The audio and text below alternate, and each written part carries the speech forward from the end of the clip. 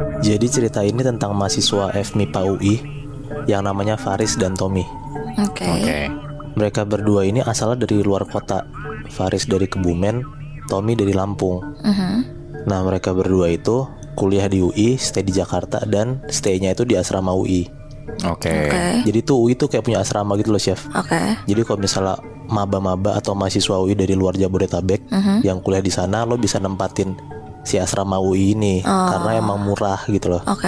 Jadi kejadian ini tuh sekitar tahun 2013-an. Berarti belum terlalu lama lah ya. Ya belum terlalu lama lah. Ini mereka posisinya masih maba nih, Moy? Masih maba. Oke. Mereka berdua ini asrama di asrama UI dan dapat di gedung B. Emang ada berapa gedung? Nah jadi tuh gedung asrama UI tuh kalau nggak salah gue ya ada lebih dari 5 gedung itu loh, Chef. Oke. Dan dibagi-bagi, ada yang gedung cowok, ada yang gedung cewek. Oh, dipisah. Nah si Faris sama Tommy ini dapat di gedung B dan mereka sekamar.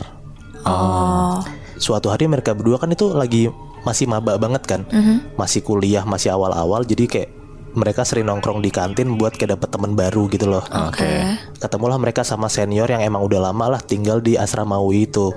Tapi gue lupa juga dia fakultas apalah si orang ini ya. Ini kita sebut aja namanya Andreas. Oke. Nah si Andreas ini ceritalah tentang asrama UI segala macam. Nah senior ini cerita kalau misalnya asrama UI itu emang terkenal angker. Dan tempat yang paling angker di asrama UI itu ada di gedung C.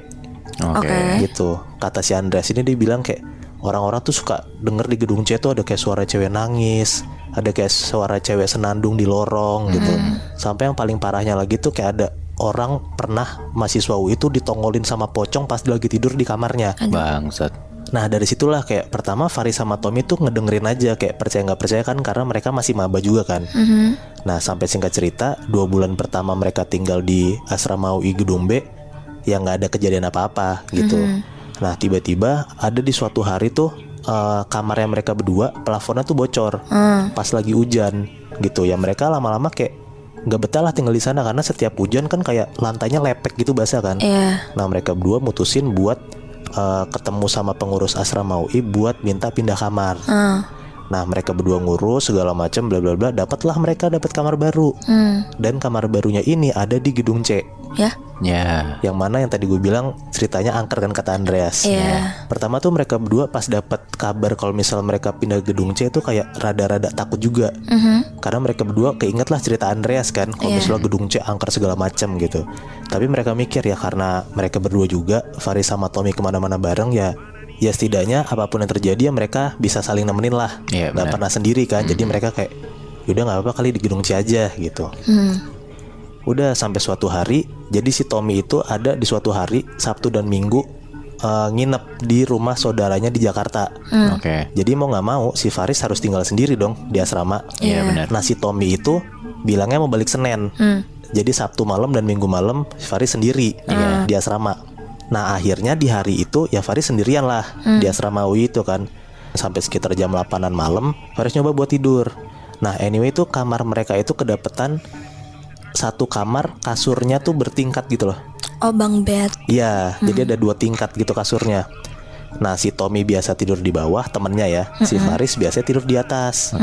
Nah berarti kasur bawah kosong dong karena Tommy lagi cabut. Nah di malam itu tuh Faris tuh ngerasa kayak susah tidur gitu. Nah karena si Faris tuh ngerasa kayak susah tidur, dia tuh nyoba buat main HP. Dia buka Twitter biar ngantuk. Nge-scroll lihat tweet-tweetan orang biasalah. Dia nge-scroll sampai akhirnya dia nyangkut di satu thread horor yang nyeritain tentang ada orang didatengin sama hantu cewek. Nah bukannya si Faris ini makin ngantuk, tapi si Faris ini karena baca threadnya itu jadi makin parno gitu loh. Semua itu jadi kayak nyambung gitu loh di otaknya Faris. Dia baca thread Twitter nyeritain tentang hantu cewek, dan dia juga ingat kalau misalnya cerita dari Andreas ada penunggu gedung C yang serem banget yaitu hantu cewek juga kan. Karena dia takut, dia close Twitternya, dia nyoba buat tidur lagi sambil dia dengerin lagu dari handphonenya. Nah pas dia lagi nyoba tidur kan lagunya tuh hidup kan. Nah samar-samar tuh di antara lagu tuh Faris tuh denger kayak ada suara bisikan cewek gitu loh, kayak gitu. Nah si Faris tuh karena rada ngeh, suara apaan tuh gitu. Faris nyoba matiin lagunya, dia merhatiin lagi tuh, dia coba diam dengerin, oh ternyata nggak ada apa-apa. Faris ngerasa oh itu cuma suara apalah gue nggak tahu, gue parno doang kali gitu. Faris nyoba tidur lagi, dia setel lagi lagunya. Pas dia setel lagi lagunya, bener ada lagi suara cewek samar-samar di antara lagunya itu loh, kayak gitu lagi. Nah dia matiin lagi lagunya, dia tungguin tuh suaranya datang lagi apa enggak. Ternyata bener, suara bisikan tuh datang lagi. Duh anjing. Dan kali ini Faris tuh denger jelas banget, karena kan udah nggak ada lagu kan. Pas Faris coba dengerin lagi, ternyata suara bisikan cewek itu datangnya dari kasur di bawahnya Faris. Oh, kasur yang Tommy biasanya tidur. Kasur yang biasa Tommy biasa tidur. Nah di situ Faris takut banget dong, karena dia sendirian di kamar kan. Dan pas di situasi kayak gitu, tiba-tiba Faris tuh ngerasa kalau misalnya tuh kasur di bawah itu geter, gitu loh. Nah karena kasur atas sama kasur bawahnya nyambung tingkat, jadi geternya tuh sampai kerasa sampai atas gitu loh, sampai kasurnya si Faris, sampai badannya Faris tuh juga ikut kepotong panting, saking geternya tuh geter banget gitu Chef B. Anjrit. Nah di situ tuh Faris takut banget, panik banget, sampai manggil-manggil mamanya gitu loh, mama tolong ma, Faris takut gitu, sampai nangis kejer gitu, saking ketakutannya.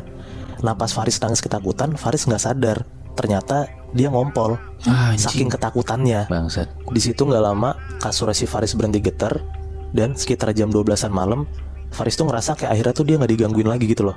Udah nggak ada suara geter-geternya, udah nggak ada suara cewek bisik-bisik itu. Nah dia ngeberaniin diri buat ke WC, buat bersih-bersih kan, dia ngompol tadi kan. Dia jalanlah ke WC kan. Nyampe di WC, lo bayangin nih, ada cowok 18 tahun kayak lagi nyuci celananya, lagi bersih-bersih sambil nangis gitu loh, saking ketakutannya sesungguhkan gitu. Nah di situ dia udah selesai bersih-bersih, dia udah ganti celana segala macam. Dia tuh mikir kayak, gue nggak boleh takut lagi gitu. Kalau misalnya gue takut lagi, gue malah makin digangguin gitu. Nah sampai pada akhirnya si Faris tuh mau mikir buat balik ke kamar dan sholat. Nah jadi di kamar mandi tuh dia ngambil wudhu sekalian gitu loh. Nah akhirnya Faris balik lagi jalan ke kamar, dia masuk ke kamarnya, dia tutup kamarnya. Dan di situ tuh posisinya kamarnya Faris tuh gelap, karena dia biasa kalau tidur gelap gitu loh, mati lampu. Nah begitu dia mau ngidupin lampu, dari ekor matanya tuh tiba-tiba dia kayak ngelihat samar-samar gitu Chef. Kayak ada orang yang lagi tidur di kasur bawah. Jadi kasurnya si Tommy. Nah di pencahayaan yang remang-remang itu, Faris tuh kayak negesin gitu loh, ngelihat ke kasur, sebenarnya apa sih yang ada di atas kasur itu tuh. Nah ternyata pas dia lihat lebih tegas lagi, lebih jelas lagi, ternyata Faris lihat ada cewek tiduran nyamping madep ke Faris, sambil kedua tangannya itu tuh nopang pipinya gitu loh. Kebayang gak lo? Bayang. Jadi kayak tangannya jadi bantalnya dia gitu. Iya bener. Sambil kedua matanya si cewek ini melotot madep ke Faris. Duh anjing. Di situ Faris yang tadi mau ngidupin lampu jadi takut, nggak berani, karena kalau misalnya si Faris ngidupin lampu, ya makin jelas dong sosoknya kelihatan kayak gimana kan. Bener. Di situ walaupun takut, akhirnya Faris nyoba buat ya udahlah gue sholat aja gitu. Nah kebetulan kiblatnya si kamar Faris ini madepnya ke kasur. Ya bangsa. Jadi dia harus sholat dengan madep si sosok cewek ini di depan dia dong. Ya udahlah, rakaat pertama Allahu Akbar gitu. Bener tuh Faris tuh ngerasa kayak nggak husuk sama sekali gitu loh sholatnya. Karena dia ngerasa si sosok ini tuh masih ngeliatin aja, masih melotot aja ngeliatin si Faris. Habis itu dia ruku Allahu Akbar. Di situ posisinya si Faris nunduk ke bawah dong. Iya benar. Habis itu dia bangun lagi, sami Allah liman hamidah. Pas dia bangun, ternyata sosok yang ada di depan dia hilang. Nah entah kenapa pas si sosok cewek ini hilang, dia bukan yang malah ngerasa lega, tapi itu dia ngerasa malah makin panik. Karena dia ngerasa sosok itu bisa nongol entah dari mana aja kan. Benar. Iya.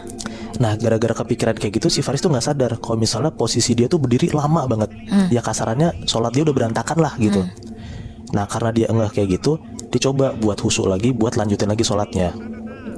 Dia sujud tuh Allahu Akbar gitu. Dia coba fokus lagi kan. Nah pas dia lagi sujud, dia tuh ngerasa kayak di sela-sela kakinya tuh kayak ada sesuatu gitu loh Chef. Kan lo bayangin nih, kalau misalnya posisi sujud, berarti kakinya kan kayak ngangkang kebuka gitu kan. Nah si Faris tuh ngerasa jelas banget kalau misalnya tuh ada sesuatu di sela-sela kaki dia pas dia lagi sujud.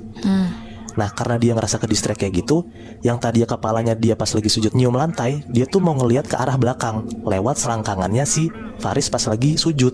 Posisinya by the way si Faris tuh pakai celana panjang. Jadi kalau misalnya dia ngelongok dari selangkangannya langsung kelihatan ke belakang. Iya benar.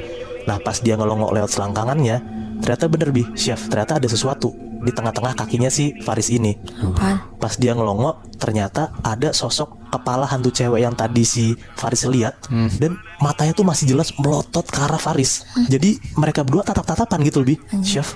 Bayangin jadi Faris, lo sendirian di kamar, di asrama, dan tiba-tiba tuh lo bener-bener sedekat itu sama sosok hantu yang lo takutin banget.